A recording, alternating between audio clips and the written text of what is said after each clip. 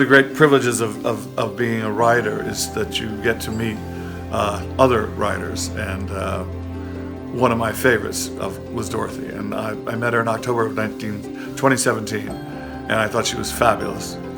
She invited us to dinner, and we didn't make it, but the following year we did, and that year she spoke about her new book, Queen Bee, and I kept thinking all the while, if ever there was a wonderful, great Queen Bee, it's you, Dorothy, and I miss you. Hi, I'm Ellen Hildebrand, and as you can see, I'm wearing my Carolina hat because one of my connections to your beautiful state is that I have a son who's a sophomore Gamecock.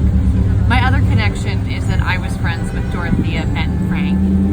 I fell in love with Dottie the minute I met her. I loved the sound of her voice, I loved her sense of humor, I loved her sassy attitude, I loved her warmth and her generosity.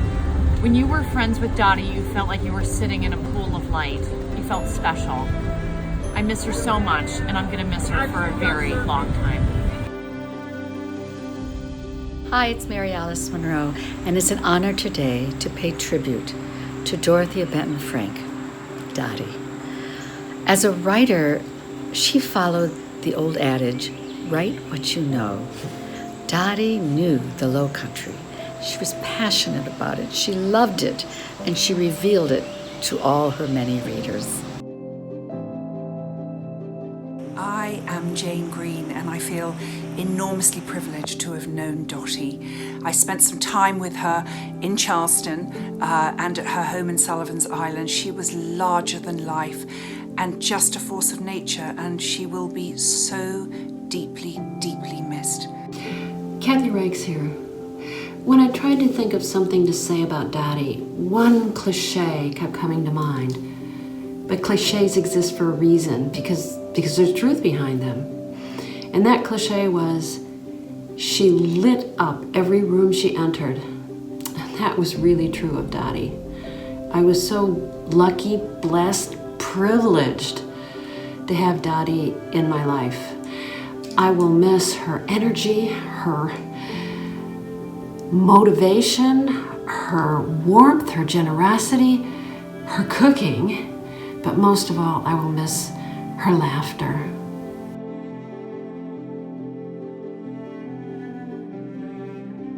Hi, I'm Ann Patchett, and Dottie and I have been friends for years, but the thing that I will always remember is when I got a really crummy review in the New York Times for my novel Commonwealth in 2016. The very first person I heard from was Dottie, and she said, "That woman is so stupid, she doesn't have enough sense to wash her hair." And it didn't stop there. She sent me postcards and notes, and every time we would talk, she would say, "How is it possible that a woman who doesn't have enough sense to wash her hair is allowed to review books for the New York Times?" And there was nothing in the world that made me happier or made me feel better. Dottie always had my back, and oh my God, I loved her so much.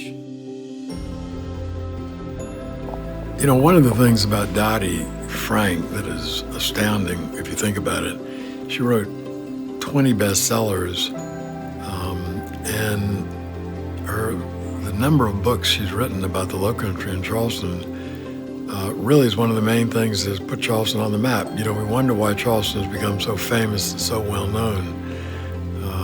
Dottie had a lot to do with that, beginning with Sullivan's Island in 2000. She had a huge readership.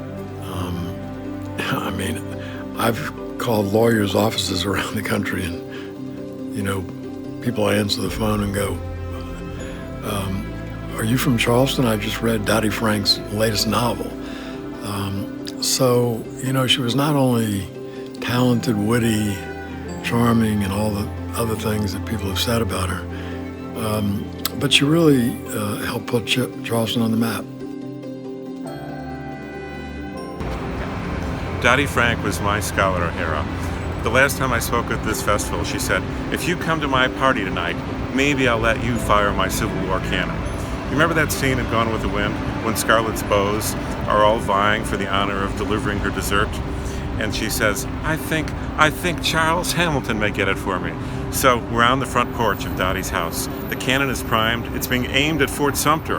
And she looks at me and says, should James Swanson fire the cannon, or should Charles Fraser fire the cannon? And then she looked at me and smiled and said, I think James may fire the cannon. And so, Dottie, next time I fire a Civil War cannon, I'll be thinking of you. I met Dottie a decade ago where you all are right now in Charleston. And I have to admit I was a little bit nervous being a Michigan man in a sea of Southern readers and authors. But Dottie opened her arms, she hugged me tightly, and she never let me go. She treated me like family, which meant she got me drunk and she supported me endlessly.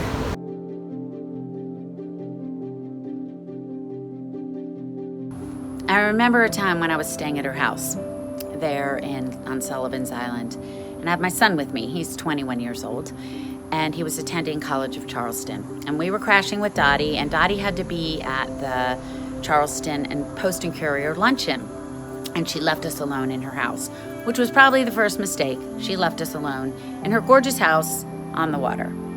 And I decided to cook my son a bagel in her toaster oven, which is probably another mistake. He's 21, he can make his own bagel. And we were doing some schoolwork, and all of a sudden, he said, Mom, something smells really bad. And he ran to the kitchen, and there was a basket on top of the toaster oven that was on fire. And he poured water all over it, and he put the fire out. And that was the day I almost burned Dottie Frank's house down. And in such Dottie fashion, she came home, and I was remorseful, and I told her I'd pay to fix the smell and buy her a new toaster oven. And her response to me was, damn, Patty, why didn't you just burn the whole house down so I could rebuild? She didn't make me feel bad. She didn't tell me to pay for her toaster oven. She made a joke out of it, and we have been laughing about it ever since. And that was our Dottie. And I'm so thankful to be asked to say a couple of things about Dottie. When I think about her, the first thing I think about is that she was just the epitome of joy. I think about her great big laugh. I think about how much she loved her family, how much she talked about that, how much she loved her writing friends. She really was such a huge encourager of other writers. She really took writers under her wing and did really important work in that way. And I'll always be thankful to her for that. And just thankful for the great hospitality. I had the pleasure of spending a couple of hours with Dottie a year or so ago in Dallas, and she gave me great advice and made me promise her two things, which you always did with Dottie. One was she told me how much she loved co-hosting the author lunch for the last decade, because she not only got to show off her beloved Charleston and Sullivan's Island to visiting authors, but also because of you. You nurtured her soul through your love of literature. She also made me promise her one thing, that I would always use my voice in life and in writing, because it was the one gift that God had given me. And I'll repeat what I said to her then. I promise I will, Dottie. I promise I will. I think she's a historic figure. I know in one of the books I wrote about the history of Charleston, I mentioned her, Josephine Humphreys, Pat Conroy.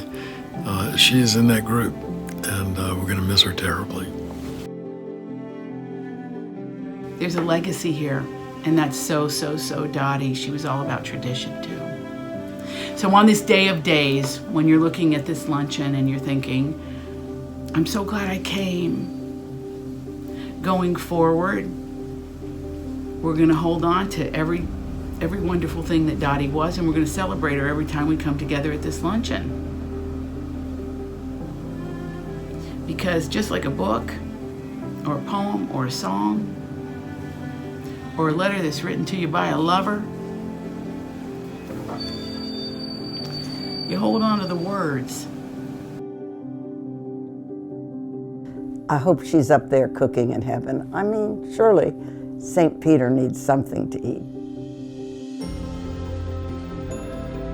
I got Ann to come here, right? So that happened, and then I sent her a text message at about 10 o'clock that night, and I said, visualize me screaming. Okay, I have the iPhone 10, the new one that just came out. Email, well, whatever. Okay, so Snapchat on this thing is super sensitive. So it didn't say screaming, It said visualize me, SEREWING.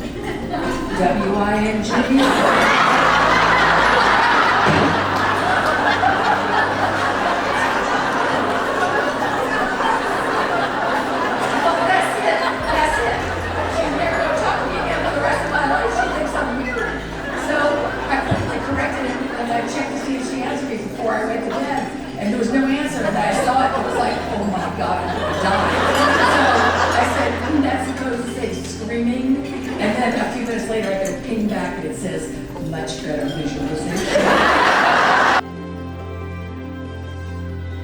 This is the best. It is the best because we're together. That's right. We have a lot more fun. We have fun out in the world on our own, but together. Yeah, but together we're just really like, unstoppable. that's right. We're like a tsunami, We're a like- literary tsunami. We're Lewis and Martin of books. We're Abbott and Costello. We're funny. We're Lucy and Ricky. We're adorable. Do you want to be Lucy or Ricky? I don't care. Okay, as long as we're together. That's right. It doesn't really matter. Let's go. Come on. Charleston's the best place in the world. I mean, and look at this room. You've got 800 people here, all of them happy, all these book clubs. Everybody's in a great mood, and they're nice people. And the food was good. The food was actually really good. Yeah. All those chickens died for a reason. That's right. God bless them, everyone. That's right. Although we ate the pecan pie That's first. right. That's Yeah. right. If you could bring back that little chocolate pie next year, I'd be very happy about that. We'd actually raise the subscription rate if you could get the chocolate pie back. Yeah, that's right. It's true. Yeah. It's true. Anyway, out there, if there's any author considering coming here, Today. do it. Do it. Do it. It's Right. the best event in the world. Call me at home. Call me at home. I'll Call give- her at home. I'll give you her phone number. Right, please. It's scrawled on the bathroom wall. And don't leave me on Sullivan's Island. Oh my God. Anyway. Dottie's commitment to this luncheon goes beyond words that I can put on a page. She's been an extraordinary mentor to me, always willing to listen, advocate, and provide her own graceful brand of candid advice, whether I want it or not. And she's always right. Dottie's claim to fame may be as an author, but she is loved by everyone that knows her for her generous and sincere style. She is the epitome of what we all love about low country living. Ladies and gentlemen, Dorothea Benton Frank.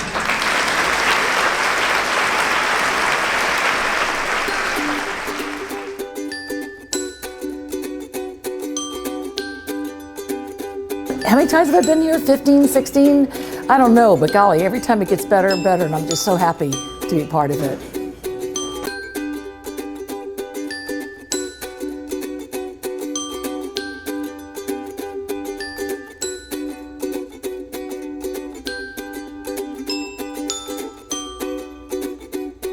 Ah, fabulous.